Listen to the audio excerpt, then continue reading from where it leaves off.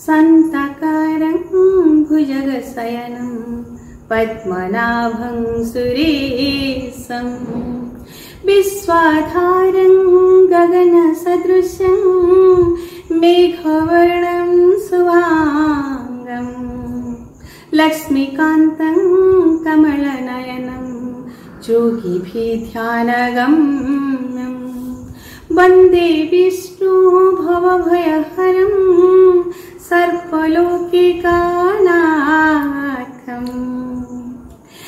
आमरी सत्य प्रायोजित गीत सिंधुर अमृत बिंदुर धारावाहिक आउ एक कार्यक्रम को समस्त दर्शक वृंद को सौदामिनी बेहेरार विनम्र मथानत प्रणाम। बंधुगण, गत अध्याय पंडित रमाकांत मिश्र खूब सुंदर भावरे भक्त भगवान कथा को एवं देवकी वसुदेवंकर दिव्य दर्शन श्रीकृष्णंकर जो लाभ करथिले ताकू खूब सुंदर भाव वर्णना करथिले एवं मकर कुंडलर अर्थ कलित शब्दर एवं शिवस्य पदचिन्ह को भगवान तांको वक्षरे धारण करिवार जो सुंदर अभिव्यक्ति आपण मानक निकटरे आध्यात्मिक रसरे रसायित करथिले पंडित रमाकांत मिश्र महोदय। पुणी थरे दर्शक बंधु आमे आउ एक कार्यक्रम को जीवा। सेही कार्यक्रम रे पुणी थरे पंडित रमाकांत मिश्र महोदय को मोर विनम्र प्रणाम एवं तांको ए कार्यक्रम को स्वागत करछि। सर, पुणी थरे आपण मानकु एक नुआ धारावाहिक स्वागत एवं संबर्धना जनाऊँगी। आमरी सत्य कार्यक्रम गीत सिंधुर अमृत बिंदुरे तेरे पुणी थरे आपण आम दर्शकगण को आपणकर ज्ञान गरिमारे गरिमायित करंतु से भक्त एवं भगवानंकर जो सुंदर रस तेरे आपण ए विषय आम दर्शकों को किछि अवगत करांतु।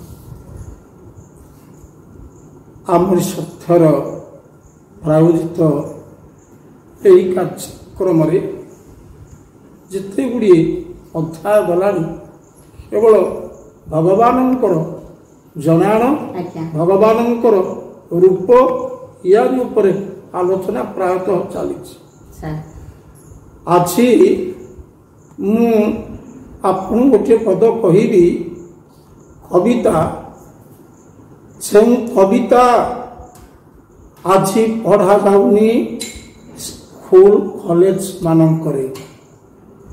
ओडिशार जड़े स्वनामधन्य प्रतिष्ठित हिरिटी जुगीय कवि जहाँकर बलिष्ठ लेखा संस्कृत साहित्यर एक प्रतिद्वंदी रचना से किंतु पिला मानकर को जगार पढ़ा जाऊ ना कॉलेज रे पढ़ा जाउछ ना हाई स्कूल रे पढ़ा जाउछ।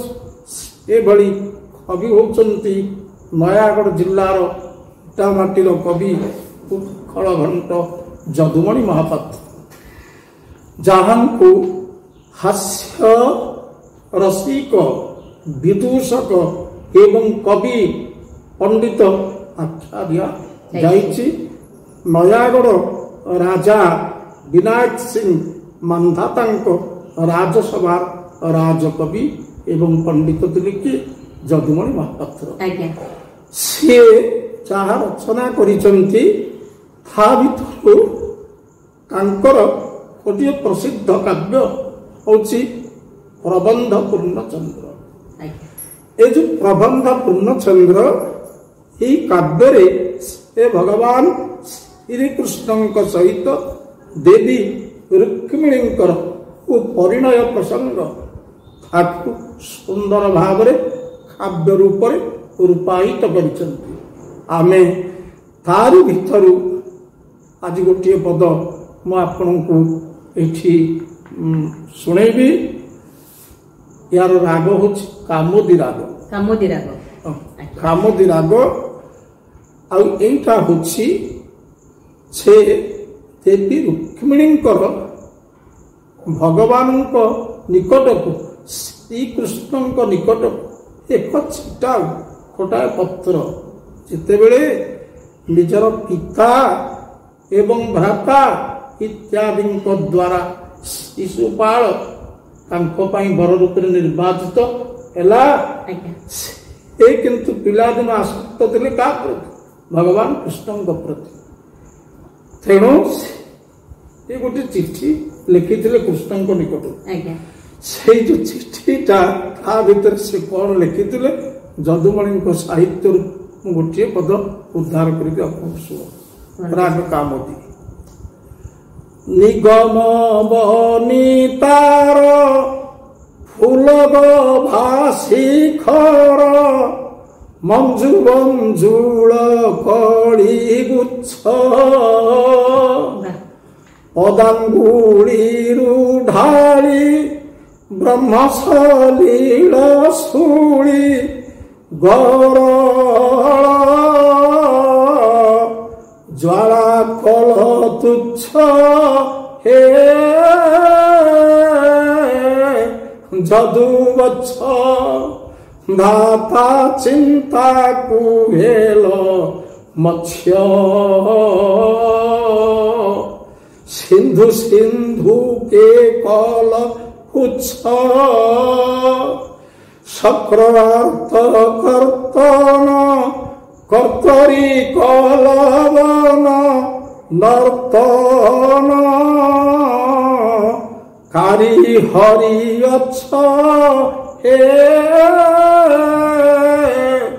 যদুবচ্ছ ধাতা চিন্তাকু হেলো মৎস্য। ରାଗ କାମୋଦି ଯଦୁମଣି ମହାପାତ୍ରଙ୍କର ଇଏ ହେଉଛି ଷଷ୍ଠ କଳା। ଷଷ୍ଠ କଳା ଏ ଯୋଉ କାବ୍ୟର ନାଁ ଅଛି ପ୍ରବନ୍ଧ ପୂର୍ଣ୍ଣ ଚନ୍ଦ୍ର।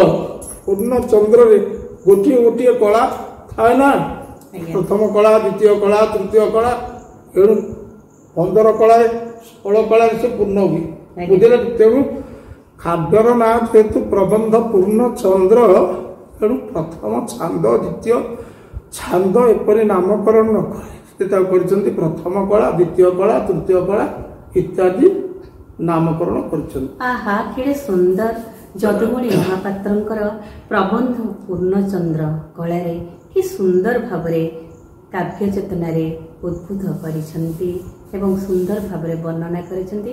ତେଣୁ ଆପଣମାନଙ୍କ ନିକଟରେ ସୁଲଳିତ କଣ୍ଠରେ ରମାକାନ୍ତ ମିଶ୍ର ଖୁବ୍ ସୁନ୍ଦର ଭାବରେ ବର୍ଣ୍ଣନା କରିଛନ୍ତି। ତେବେ ସାର୍ ଏଇଠି ମୋ ଭିତରେ ଟିକେ ଆଲୋଡ଼ନ ସୃଷ୍ଟି କରୁଛି, ଭଗବାନଙ୍କ ପାଦର ଆଙ୍ଗୁଳିକୁ ବେଦରୂପୀ ନାରୀର ଗଭାମଣ୍ଡିତ ଅଶୋକ କଢ଼ି ପେଣ୍ଠା କହିବାର ଯଥାର୍ଥତା କ'ଣ ଟିକେ ବୁଝେଇବେ କି? ଏ ପଦଟି ମୁଁ କେବଳ ଆବୃତ୍ତି କରିଛି, ଆକୁ ଅର୍ଥ କରିନାହିଁ। ଏ ଅର୍ଥ ମାଧ୍ୟମରେ ଆପଣ ସେ ଲାଇନ ଭିତରୁ ଯାହା ଧରିକି ମତେ ପଚାରିଛନ୍ତି ଏଇଟା ମୁଁ ୟା ଭିତରେ ବୁଝେଇ ଦେବାକୁ। କବି କହୁଛନ୍ତି ନିଗମ ବନି ତାର ଫୁଲ ଗଭା ଶିଖର ମଞ୍ଜୁ ବଞ୍ଜୁଳ କଳି ଗୁଚ୍ଛ।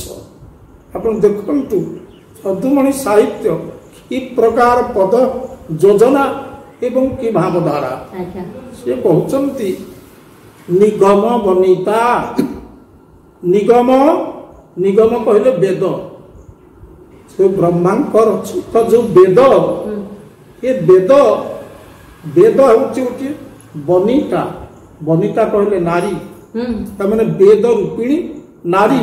ଏଠି ବେଦ ଆଉ ନାରୀ ଭିତରେ ଅଭେଦ କଥିତ ହେଇଛି, ତେଣୁ ରୂପକ ଅଳଙ୍କାର ଏଠି ହେଇଛି ଅଳଙ୍କାର ଦୃଷ୍ଟିରୁ। ଏଣୁ ଯୋଉ ବେଦ ଯଦି ଗୋଟିଏ ନାରୀ, ସେଇ ବନିତାର ନାରୀର ଫୁଲ ଗଭା ଶିଖର। ଏଠି ଆପଣ ଚିନ୍ତା କରନ୍ତୁ, ନାରୀ ମାନଙ୍କର ଗୋଟେ ଫୁଲ ଗଭା ଥାଏ, ସେ ତାଙ୍କ ମୁଣ୍ଡରେ ଗୋଟେ ଗଭା ବାନ୍ଧନ୍ତି, କବରିକି ଗୁଡେଇ ଗୁଡେଇ ଗୁଡେଇ ଗୋଟେ ଗଭା ଖୋସା କରନ୍ତି, ବୁଝିଲେ କି?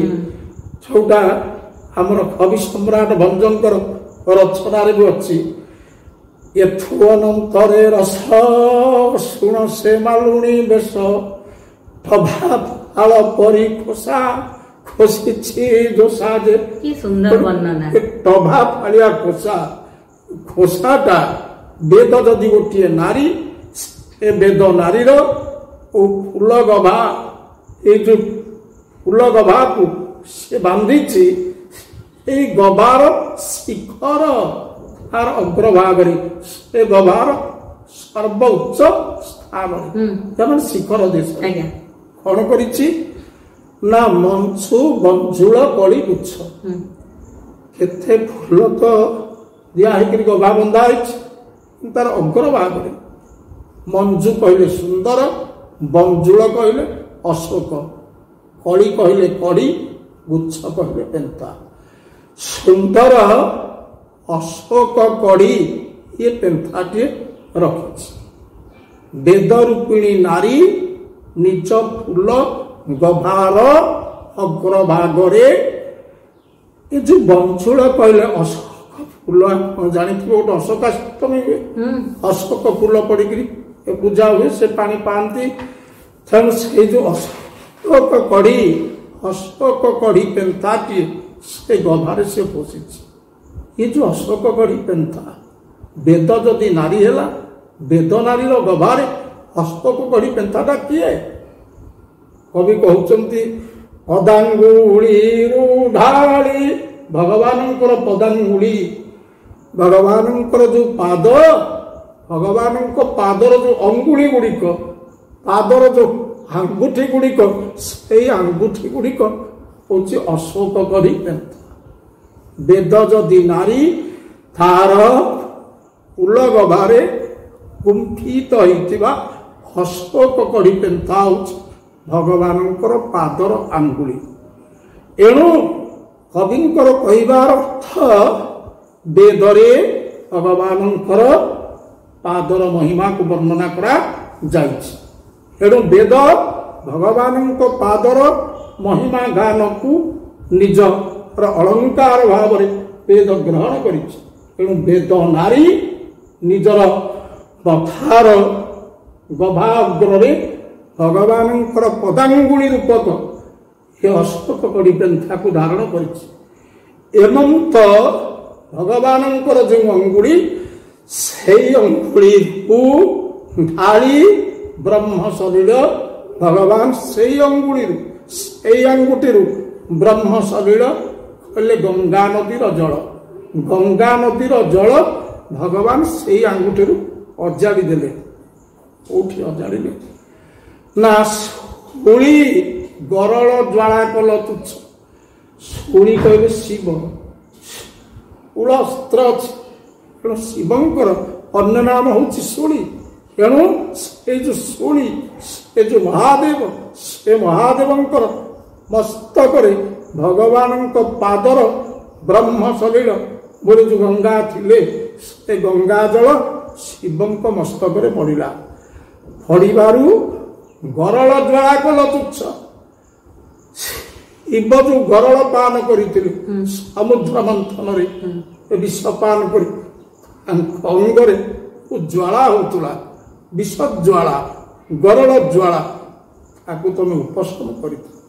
ଦେବୀ ରୁକ୍ମିଣୀ ଲେଖୁଛନ୍ତି ଭଗବାନଙ୍କ ପାଖକୁ ଏଇ ଚିଠି, କହିଲେ ହେ ପ୍ରଭୁ, ବେଦ ରୂପିଣୀ ନାରୀର ଗଭାର ଅଗ୍ରଭାଗରେ ଶୋଭା ପାଉଥିବା ଅଶୋକ କଢି ପେନ୍ଥା ସ୍ୱରୂପ ଆପଣଙ୍କର ଯୋଉ ପଦାଙ୍ଗୁଳି, ସେଇ ପଦାଙ୍ଗୁଳିରୁ ବ୍ରହ୍ମ ଶରୀରକୁ ଅଜାଡ଼ି ଆପଣ ଶୂଳି, ସେ ମହାଦେବ, ତାଙ୍କର ବିଷଜ୍ୱାଳାକୁ ଆପଣ ଉପଶମ କରିଦେଇଥିଲେ, ତୁଚ୍ଛ କରିଦେଇଥିଲେ। ତେବେ ସାର୍, ଦର୍ଶକ ବନ୍ଧୁମାନଙ୍କୁ ଏତେ ସୁନ୍ଦର ଭାବରେ ସାର୍ ବୁଝେଇଲେ। ତେବେ ଏଇଠି ଗୋଟେ ପ୍ରଶ୍ନ ଆସେ ଯେ ମହାଦେବ ତାଙ୍କ ଜଟାରେ ସବୁବେଳେ ମାତା ଗଙ୍ଗାଙ୍କୁ ଧାରଣ କରିଥାନ୍ତି, କିନ୍ତୁ ଆପଣ ଏଇ ଯୋଉ ଗୂଢ଼ ଚେତନାର ରହସ୍ୟ, ଯୋଉ ଭିତରର ଯୋଉ କଲ୍ଲୋଳକୁ ଆପଣ ଦର୍ଶକଙ୍କୁ ବୁଝାଇଲେ। ତେବେ ଏଇଠି ଦର୍ଶକମାନେ ବି ଆପଣଙ୍କୁ ପ୍ରଶ୍ନ କରିବେ ଏବଂ आउ टिके बुझिबा पे चेष्टा करिवे जे माता गंगा को ब्रह्मा सलील कुहा जाईछि काहेकि ब्रह्म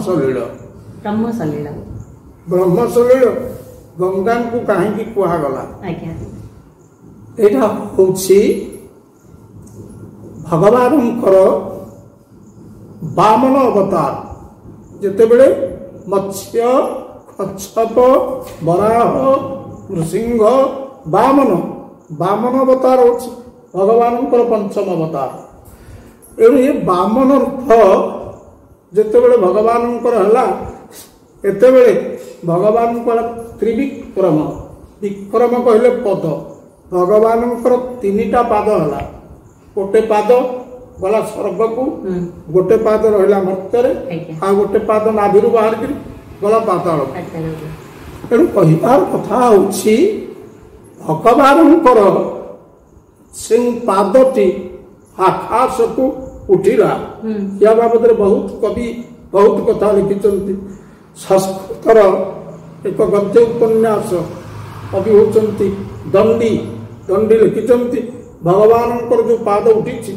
ऊपर को से पाद किंभूत ब्रह्मांड छत्रदंड शतश्रुति भवलंभोरुहो नालदंड क्षौणी नौकूपदंड क्षरदमर सरि पट्टिका केतुदंड ज्योतिश्चक्राख्यदंड त्रिभुवन विजय स्तंभ दंडोंघ्रिदंड श्रेयस्त्रय विक्रमस्थे वितरतु विबुध देशिणंकाल दंड ये दंड को लिखिଛନ୍ତି दंडी कवि होଛନ୍ତି दंडी दश कुमार चरित ये जो गद्य उपन्यास तार मंगलाचरण लिखिଛନ୍ତି एणु एवं भगवानंकर जो पाद स्वर्ग को उठी तेरे पादटा ऊपर को गला ब्रह्मांक मनरे बहुत दिन रही कल्पना भगवान पाद केतेबेले पाइबी केतेबेले से पाद को मु प्रक्षालन करी से पाद को धौत करी ये जो ब्रह्मांकर हृदय जो इच्छाटा थिला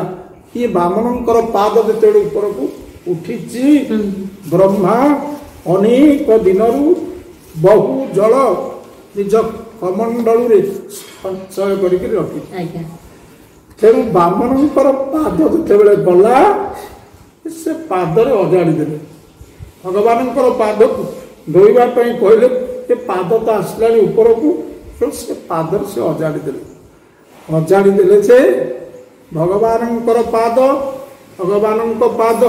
आकाश को भगवानंकर पाद बोली कहा जाए आकाशर अन्य नाम हूँ विष्णु पद बुझे एणु ये आकाश व्यापी भगवानंकर पाद ये ब्रह्मांकर कमंडल जल ए पाद को धोइबा पई अंटिला नाही ए पाद को नंटी भगवानंकर वृद्ध अंगुलीर नख कोणरे जल तक रहीगला जेतिकी जल से अजाड़ी भगवानंकर अंगुली नख कोणरे सबुतक जल रहीगला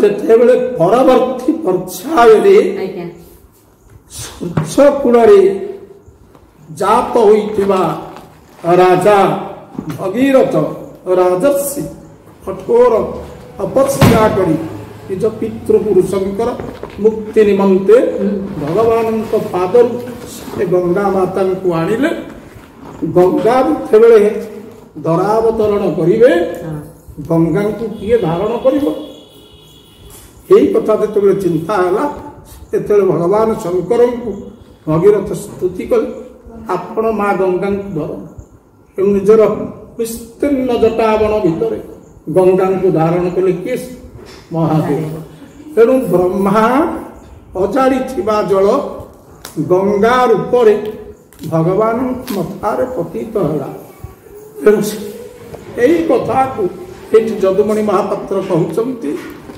से पदांगुली ढाली ब्रह्म सलील स्फूली सरल ज्वाला कल तुच्छ ये गोटे लाइन अर्थ गला या पर लाइन टी हे जदुवत्स भगवान जदुकूल जन्म होते भगवान श्रीकृष्ण जदुवंशर जन्म तेणु जदुवत्स संबोधन कले ତମେ ଆଉ କ'ଣ କରିଥିଲ? ରୁକ୍ମିଣୀ ଦେବୀ ଭଗବାନଙ୍କର ମହିମା ଗୁଡ଼ିକୁ ଗାଇଛନ୍ତି। ସେ ଧାତା ଚିନ୍ତାକୁ ହେଲ ମତ୍ସ୍ୟ ସିନ୍ଧୁକ କଲ ପୁଚ୍ଛ। ଧାତା ବୋଲେ ବ୍ରହ୍ମା। ଯେତେବେଳେ ବେଦପତି ବ୍ରହ୍ମା ତୁମକୁ ଚିନ୍ତା କଲେ, ବିଧାତାଙ୍କର ଚିନ୍ତାକୁ ଦୂର କରିବା ପାଇଁ ତମେ ମତ୍ସ୍ୟ ଅବତାର ଗ୍ରହଣ କଲ। ସିନ୍ଧୁକ କଲ ପୁଚ୍ଛ ଓ ମତ୍ସ୍ୟ ଅବତାର ତମେ ଗ୍ରହଣ କଲ। ସେଇ ମତ୍ସ୍ୟ ଅବତାରରେ ସିନ୍ଧୁ ସମୁଦ୍ର, ଯୋଉ ବିଶାଳ ସମୁଦ୍ରଟା ସିନ୍ଧୁକ କରିଦେଲ ତମ ପୁଚ୍ଛ ତଳେ। ପୁଚ୍ଛ କହିଲେ ଲାଞ୍ଜ। ଭଗବାନଙ୍କର ଯୋଉ ମତ୍ସ୍ୟ ରୂପ, ସେଇ ମତ୍ସ୍ୟ ରୂପର ସବୁ ଲାଞ୍ଜ, ଏଇ ଲାଞ୍ଜ ତଳେ ବିଶାଳ ସିନ୍ଧୁ ଏକ କ୍ଷୁଦ୍ର ସିନ୍ଧୁକ ପରି ମନେ ହେଲା। ଏଇଭଳି ମହାମତ୍ସ୍ୟ ରୂପକୁ ଭଗବାନ ଗ୍ରହଣ କରିଥିଲେ। ଏଇ କଥା ଇଏ ଧାଡ଼ିରେ କୁହାଯାଇଛି। ତେବେ ବାମନ ଅବତାରରେ ଯେଉଁ ମାତା ଗଙ୍ଗାଙ୍କର ବ୍ରହ୍ମସଲୀଳ ବିଷୟରେ ବର୍ଣ୍ଣନା କଲେ ଆମର ମାତାଙ୍କ ସାର୍। ତେବେ ସାର୍ ଏଇଠି ଗୋଟେ ପ୍ରଶ୍ନ ଆସୁଛି, ମୁଁ ବି ଜାଣିବି ଏବଂ ଦର୍ଶକମାନେ ମଧ୍ୟ ଅବଗତ ହେବେ। ବିଧାତାଙ୍କର କେଉଁ ଚିନ୍ତାରେ ଭଗବାନ ମତ୍ସ୍ୟ ଅବତାର ଗ୍ରହଣ କରିଥିଲେ? ବିଧାତାଙ୍କର କେଉଁ ଚିନ୍ତାରେ ଭଗବାନ ମତ୍ସ୍ୟାବତାର ଗ୍ରହଣ କରିଥିଲେ? ମତ୍ସ୍ୟାବତାରଟା ହେଉଛି ଦଶାବତାର ମଧ୍ୟରେ ସେ ହେଉଛନ୍ତି ପ୍ରଥମ ଅବତାର, ମତ୍ସ୍ୟାବତାର। ଯେତେବେଳେ ଶଙ୍ଖାସୁର ନାମକ ଏକ କ'ଣ କୁଖ୍ୟାତ ଅସୁର ଥିଲା, ସେଇ ଯୋଉ ଶଙ୍ଖାସୁର ସେ ନାନା ପ୍ରକାର ଉପଦ୍ରବ ଦୌରାତ୍ମ୍ୟ କରୁଥିଲା।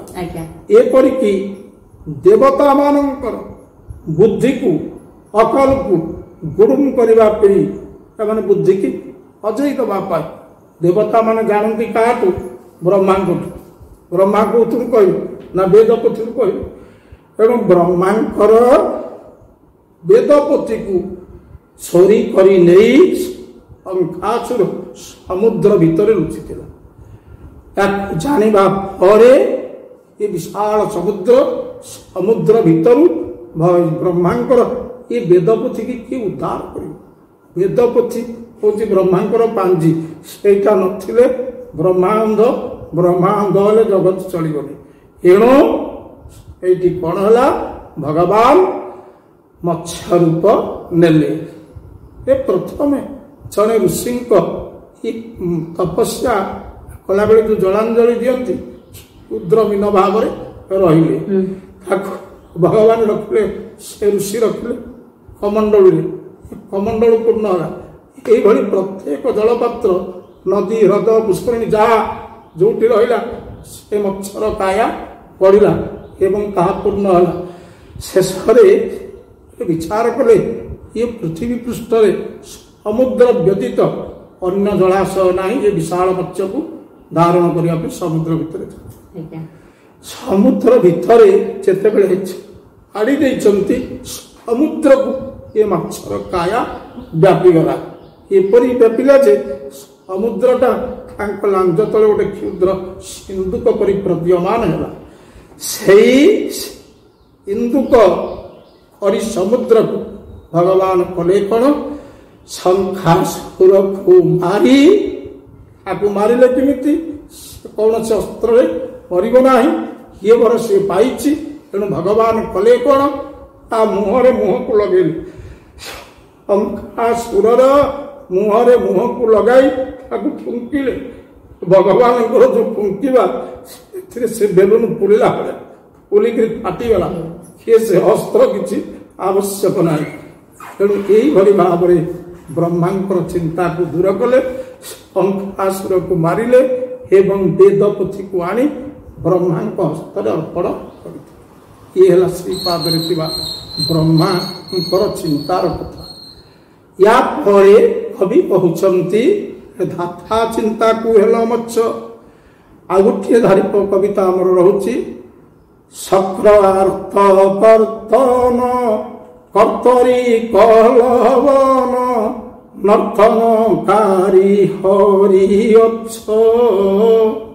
ତ୍ରେତୟା ଯୁଗରେ ସକ୍ର ବୋଲେ ଇନ୍ଦ୍ର, ଆର୍ଥ ବୋଲେ ବିପଦ, ଇନ୍ଦ୍ରର ବିପଦକୁ କର୍ତ୍ତନ ମାନେ କାଟିବା, ଇନ୍ଦ୍ରର ବିପଦକୁ କାଟିବା ପାଇଁ ଆମ ଗୋଟେ କର୍ତ୍ତରୀ କଲ। ସକ୍ର ଆର୍ଥ କର୍ତ୍ତନ କର୍ତ୍ତରୀ କଲ ବନ। କେମିତି ପଦ ଯୋଜନା ଯଦୁମଣିଙ୍କର ଦେଖନ୍ତୁ, ଇନ୍ଦ୍ରଙ୍କର ଆର୍ଥ କହିଲେ ବିପଦ, ଇଏ ବିପଦକୁ କର୍ତ୍ତନ କରିବା ପାଇଁ ମାନେ କାଟିବା ପାଇଁ ଆମ ଗୋଟେ କର୍ତ୍ତରୀ ତିଆରି କଲ। କର୍ତ୍ତରୀ ମାନେ କତୁରୀ, ଆମେ ଗୋଟିଏ କତୁରୀ ତିଆରି କଲ। ଗୋଟିଏ କତୁରୀ କରି ଇନ୍ଦ୍ରର ବିପତ୍ତିକି ତମେ କାଟିଲ। ଭଗବାନ ଯୋଉ କତୁରୀଟି ତିଆରି କଲେ, ଆପଣ କତୁରୀ ଦେଖୁଛନ୍ତି, ଆମେ ବି କତୁରୀ ଦେଖୁଛୁ। କତୁରୀର ଦିଟା ଧାର ଥାଏ, ଯୋଡ଼ିଏ ଫାଳ ଧାର, ଦୁଇ ଫାଳ ଧାର, ମଝିରେ ସେ ଜଏଣ୍ଟ ହେଇକିରି କତୁରୀ ଚାଲେ।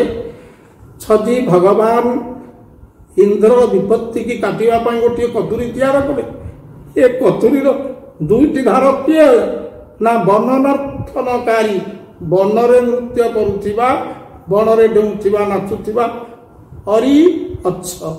ହରି କହିଲେ ମାଙ୍କଡ଼, ଅଛ କହିଲେ ଭାଲୁ। ଭାଲୁ ହେଲେ ଗୋଟିଏ ଦାଢ଼, ଆଉ ମାଙ୍କଡ଼ ହେଲେ ଗୋଟିଏ ଦାଢ଼।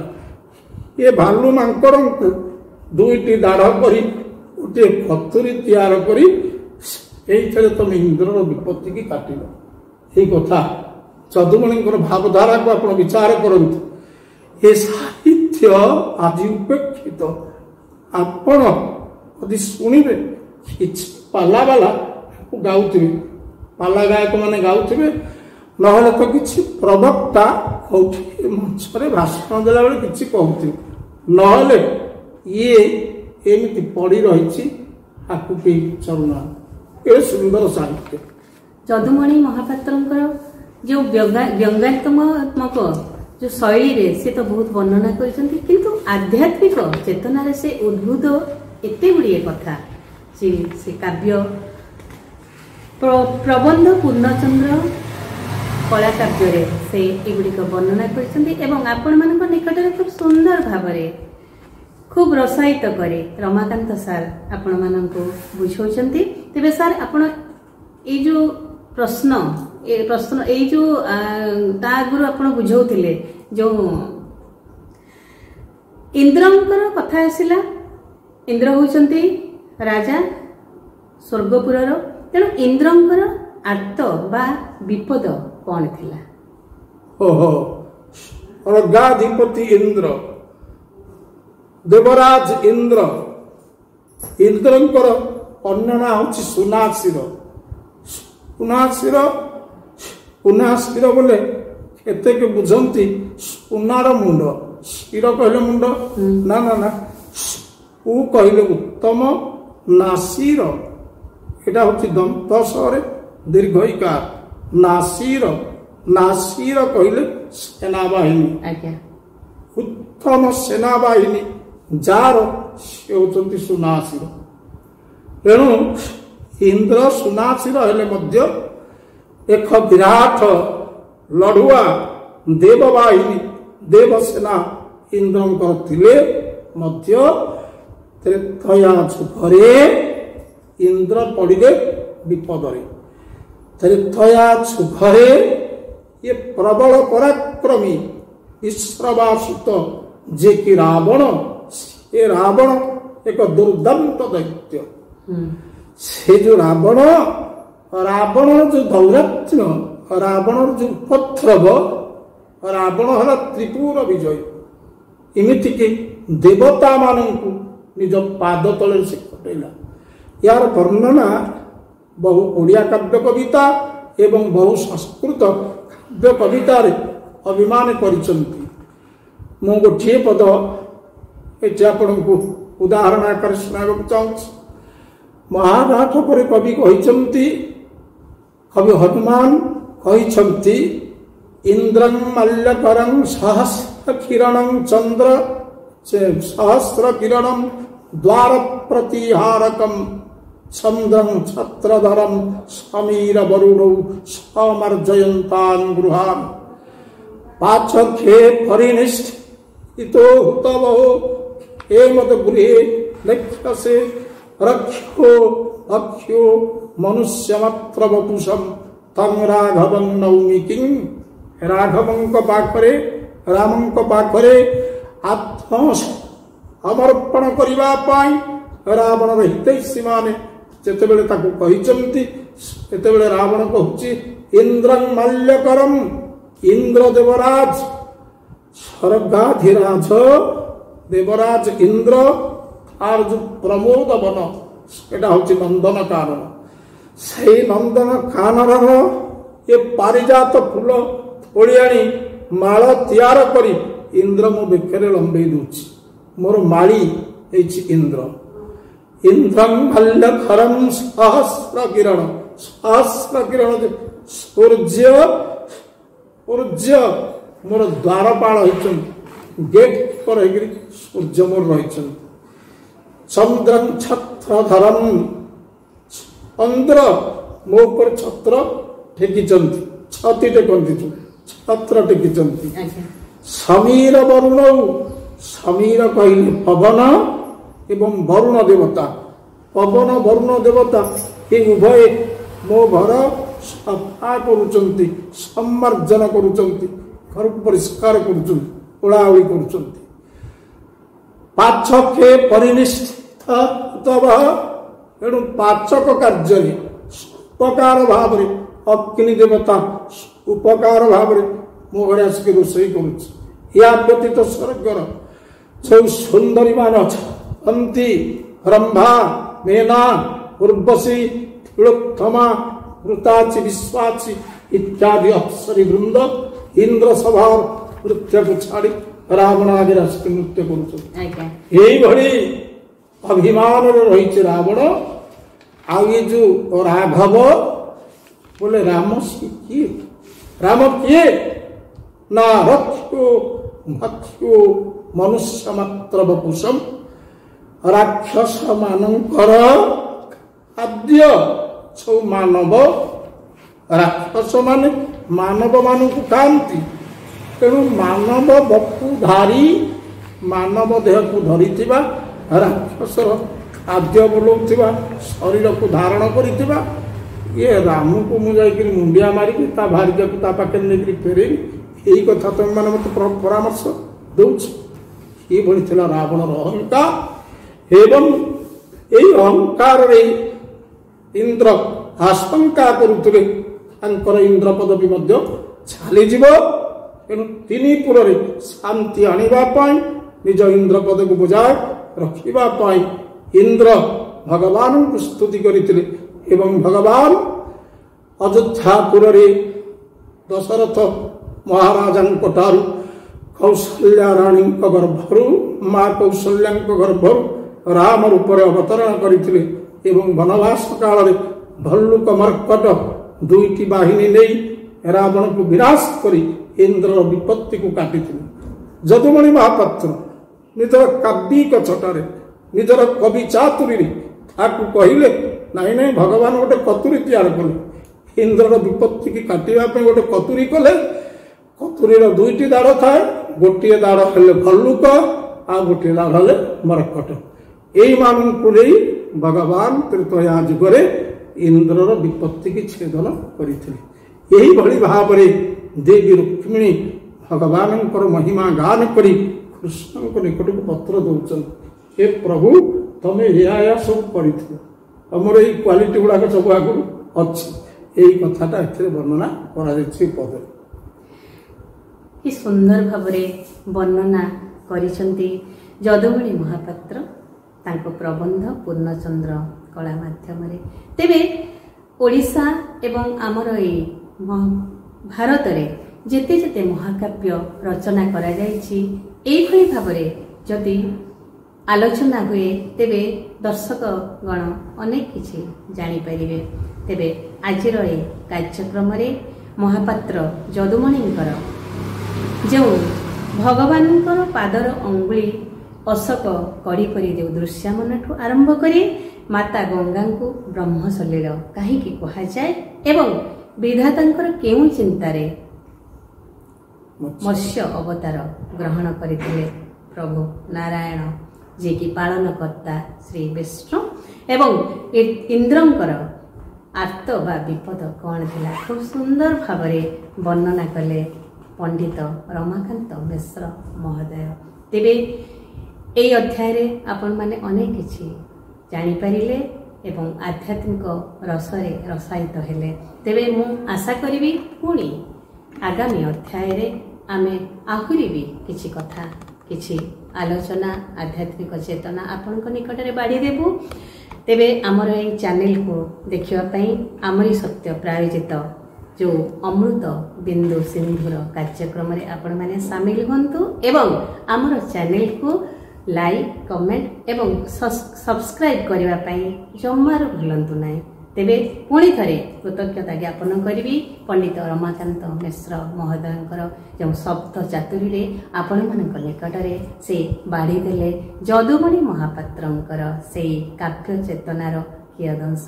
ତେବେ ପୁଣି ଥରେ ଆମେ ଦର୍ଶକ ବନ୍ଧୁ ଆଉ ଗୋଟିଏ ଧାରାବାହିକରେ ଆମେ ଭେଟ ହେବା। ପୁଣି ଥରେ ସାର୍ଙ୍କୁ ମୁଁ ନମସ୍କାର କରି ଏହି କାର୍ଯ୍ୟକ୍ରମକୁ ବିରାମ ଦେବା। ଜୟ ଜଗନ୍ନାଥ।